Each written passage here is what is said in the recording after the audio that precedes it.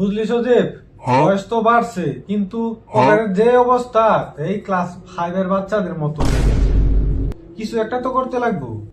এই তো করছিস, নিঃশ্বাস নিচ্ছিস, কার্বন ডাই অক্সাইড ছাড়ছিস, পরিবেশের জন্য কত বড় কাজ। আরে ভাই, আমি সিরিয়াসলি বলছি, সবাই ইউটিউবে ভিডিও বানাচ্ছে কিন্তু আমরা কিছু একটা শুরু করছি না। আমার কাছে একটা দারুণ আইডিয়া আছে। আমরা একটা স্লিপিং চ্যালেঞ্জ চ্যানেল খুলবো।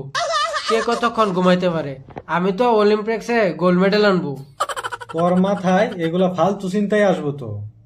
লোকে আমাদের ঘুমানোকে লিখে দেখবো। ভালো কিছু বাপ, যেমন ধর কুকিং শো। তুই তুই তো চা বানাতে গিয়ে কেটলি পুড়ে ফেলেছিস। ওই রান্না খেলে মানুষ হসপিটালে গিয়া সিরিয়াল দেবে। আমাদের নিজের মোবাইলের তো ডিসপ্লে কার্ড ভাঙা, তাতে সেলো টেপ লাগানো। আমাদের কথা কি মানুষ বিশ্বাস করবে? দূর, তুই সব কিছুতেই না করিস, তাহলে আমরা করবোটা কি?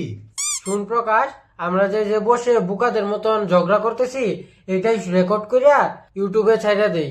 নাম দিব দুই বন্ধুর আলতু ফালতু গল্প। খারাপ বলিসনি, কারণ লোকে আজকাল রিয়েলটাই বেশি পছন্দ করে। তো বন্ধুরা, আমাদের এই বুকার আড্ডা আপনাদের কাছে কেমন লাগলো? যদি ভালো লাগে ভিডিওটা তাহলে সাবস্ক্রাইব করবেন, আর যদি না লাগে তাহলেও সাবস্ক্রাইব করবেন। ঠিক বলছিস রে।